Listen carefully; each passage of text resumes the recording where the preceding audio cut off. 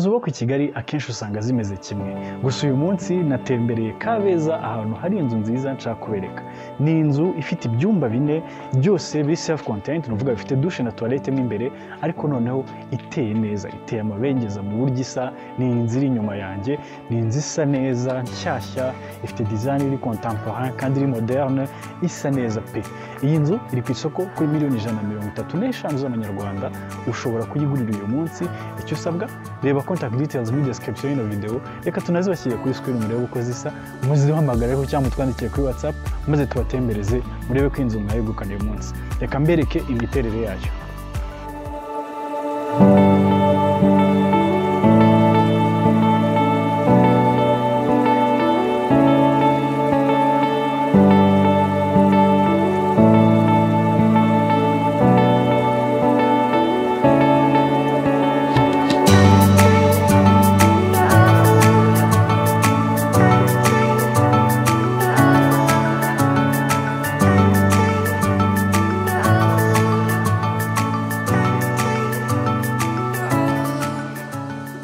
Ukigera kuri iyi nzu, ikintu cya mbere ubona ni uko iherereye mu mudugudu.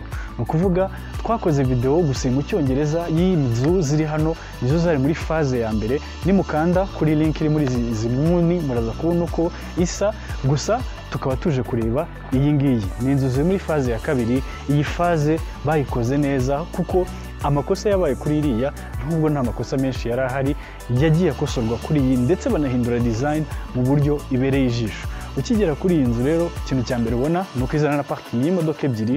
Ni parking ihagije kandi nziza, gusa ifite akantu keza nshaka kugira ngo mbereke. Kubera ko umwanya uri hano hanze atari mwinshi cyane kandi ukeneye kugira ngo umuryango ufunguke utange umwanya, bakoze ku buryo uyu muryango uslidinga. Ni ukuvuga iyo ufunga ugenda uzenguruka urukuta aho kugira ngo ugende ufunguka utwara umwanya wo hanze cyangwa se mo imbere. Ni akantu keza cyane ngira ngo kabereye ijisho no kugakobona kari gufunguka cyangwa gafunga. Ni ibintu byiza pe. Aha ku ruhande tuhafite umwanya wa decoration, hateyemo ibiti, harimo utubuye bituma hasa neza, haba hakeye. Muri hangani inzu iri kuzura, baracyari mu masuku, niyo mpamvu mubona ibikwa bigishinze, ariko ni inzu nziza. Inzu nayo ubwayo iteye mu buryo uri moderne, kuko ubonamo ibintu byinshi bitandukanye kuri design yayo. Iri contemporain, ifite imirongo myiza igororotse, isa neza.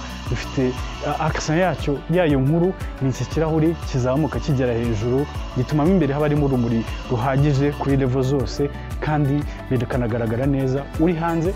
Twajya kwinjira ugatangira kubona ubwiza bwayo. Hari nk'aya mavaze aguha ikaze, amakaro meza afite design y'igiti, ariko no tukanabona ko ifite imiryango ibiri yinjira. Hano hari imiryango ikoze muri aluminium slidinga, kuvuga ushaka kwinjira hano wahinjira, cyangwa se tukagira n'urugi rukoze muri muvura rusa neza, ushobora gucamo winjira. Ikintu cy'akamaro iyi miryango igira ni uko iyi miryango ituma hinjira urumuri rwinshi muri salon, gusa noneho ukabona ino salon ko nayo ari nziza pe. Dufite amakaro twabonye hanze asa neza, mu bwoko bw'amakaro buri mu makaro ahenze muri Kigali. Hejuru tukagira gypsum zishushanyije neza, cover detail mu mpande. Dufite utu dutara turi ahantu hatandukanye, ushobora kuzimiriza ahantu hatandukanye, ku buryo rwose iyi salon ushobora kuyiha accent zose ukeneye. Muraza kubona ko design y'aha ngaha ari design open. Design open kuko tuva muri salon twerekeza mu mwanya wo kuriramo. Ni umwanya nawo mubona ko rwose ari mwiza, amatara meza cyane, cover detail, umwanya ubona ko witaweho, kandi rwose hateretse ameza yo kuriraho. Hano hantu haba hafite isuku, hasa neza cyane.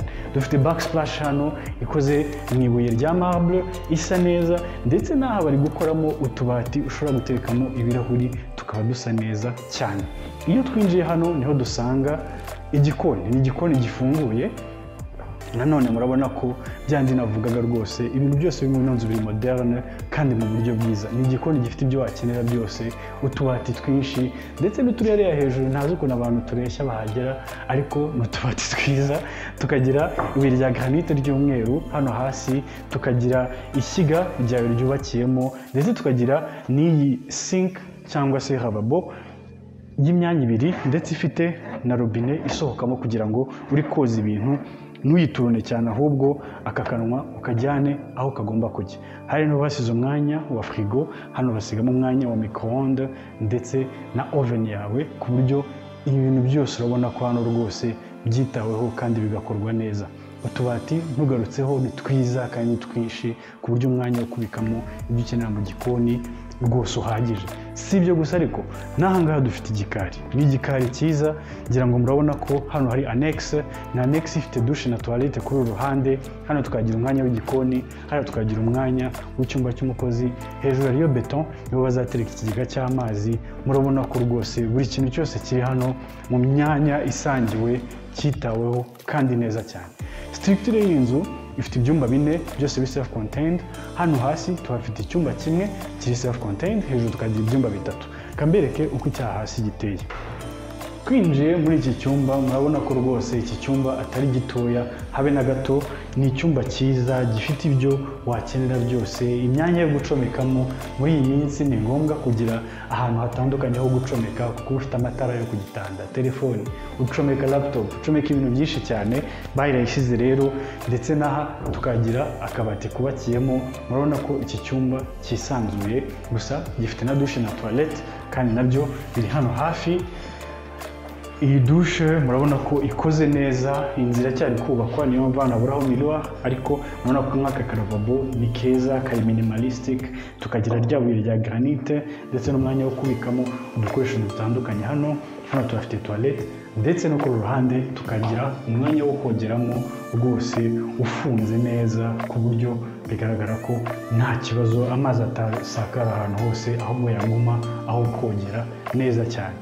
Iyo dutambitse kuri uru ruhande gatoya usanga barabitse uyu mwanya, ni umwanya uba munsi ya escalier, barawubitse kugira ngo ubishaka uhagire office ntoya cyane yo mu rugo, cyangwa se uwo mwanya wa stock uraditionnel. Umwanya wo kubikamo buri gihe uba ari mwiza, gusa twafata izi escalier nazo zikoze neza cyane ko zifite espace rwose ya 50. Urabyumva ko utaruha iri kuzamuka. Tubona uyu mwanya basize hano, ni umwanya ushobora gukoresha ibintu bitandukanye. Ushobora kuwukoresha nka decoration, cyangwa se ari nkanjye ukuntu nabigenza, nashyiraho akamatera gakoze neza, ku buryo haba ahandi hantu ho kwicara uruhuka cyangwa se uganira n'umuryango. Ni akantu keza ko kwicaraho karyoha uri umuntu ukunda gusoma ibitabo cyangwa se gukorera mu rugo, kakubera akantu kari kozi keza cyane. Tukagira na rya dirishya naberetse hano hanze, ni idirishya rituma urumuri rwinjira ari rwinshi, kandi murabibona ko rwose sinzi niba kamera iri kubyereka uko bikwiye, urumuri rwinjira ni rwinshi cyane. Iyo tuzamutse kuri izi escalier akaba ariho dusanga landing. Nk'uko nababwiye, hano hejuru tuhafite ibyumba 3 byose bi self contained. Nakunze cyane ukuntu izi koridoro zitijimye, dufite aya madirishya 2 yinjiza urumuri, ndetse no hejuru hari amalovers atuma ugira umwuka ukeye, hano utumva umwuka uri stiff. Aha hejuru tuhafite ibyumba 3 nako. Icyumba cya mbere ni iki ngiki, murabona ko ari icyumba kinini kandi cyisanzuye, gifite idirishya bituma hinjira umwuka n'urumuri, ariko hano hajyamo igitanda rwose icyo ari cyo cyose. Gifite n'akabalko gatoya hariya hanze kuri uru ruhande, kikaba kiri self contained, nacyo gifite douche na toilette, ku buryo rwose umuntu utuyemo nta kibazo yagira. Iyo dukomeje kuri uru ruhande niho dusanga chambre principale. Iyi chambre principale yegeranye n'ikindi cyumba yirimo hano tukagira icyumba gitoya. Iki cyumba akamaro kacyo ni uko bateganyije ko uramutse ufite umwana mutoya, uwo mwana atarara kure yawe, ahubwo yaba ari hano hafi, yari hafi y'icyumba cy'ababyeyi, kugira ngo igihe yagira ikibazo asinziriye cyangwa se mu ijoro ntibikugore ujya gushaka aho ari, ahubwo umusange muri iki cyumba. Nacyo gusa ni icyumba gikoze neza. Hano turafite aka garde robe cyajyamo queen size bed neza, kikagira na douche na toilette kuri uru ruhande, ndetse n'akabalko gatoya cyane ku ruhande rw'iburyo. Twakomeza hano akaba ariho dusanga noneho chambre principale. Namwe nimurebe iki cyumba ukuntu kingana, ni icyumba kinini pe. Igitanda ufite uko cyangana cyose cyakwiramo, yakomezanyije ya makaro meza, gypsum hejuru, ceiling hejuru cyane, mbese igisenge kiri hejuru ku buryo rwose ntabwo hakonje habe na gatoya. Tukagira imiryango sliding ku ruhande ku buryo umwuka winjira ari wose, kandi n'urumuri ruhagije. Kuri uru ruhande turafite urwambariro n'urwambariro nanone ruhagije. Urabona ko utubati rwose impande zombi duhagije kandi ari twiza, ndetse na rya dirishya igihe waba ukeneye kuhafungura kugira ngo ugire urumuri ruhagije. Aha niho dusanga douche principal, nayo ni nziza cyane.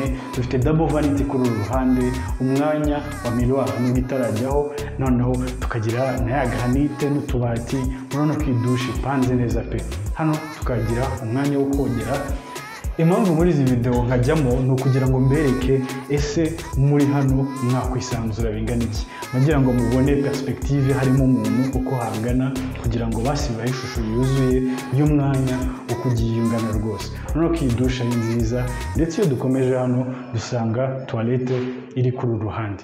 Akantu ka nyuma iki cyumba cya principal gifite nuko kizana n'ibaraza riherereye kuri uru ruhande, gusa ryiza kuko riguha ishusho y'uko inzu zo mu mudugudu ziteye, ndetse na view iri hakurya hariya. Ikintu cya nyuma yinjizana nacyo nuko ifite rooftop, gusa baracyari gukora escalier zizajyayo, ntabwo ziratungana ku buryo nayibereka. Gusa uzakenera kuhagera azaze tuhasure, tuzamushakira uburyo ahagera, zizaba zanarangiye zimwe muri zo. Akaba ari aha rero dusoreje iki kiganiro cyacu. Naberetse ino nzu iherereye Kabeza, ifite ibyumba 4 na toilette enye, ikaba ari inzu nziza iri nshyashya, nibwo bakirangiza kuyubaka, ndetse iri ku isoko kuri miliyoni 135 z'amafaranga y'u Rwanda, cyangwa se ibihumbi 120 by'amadolari.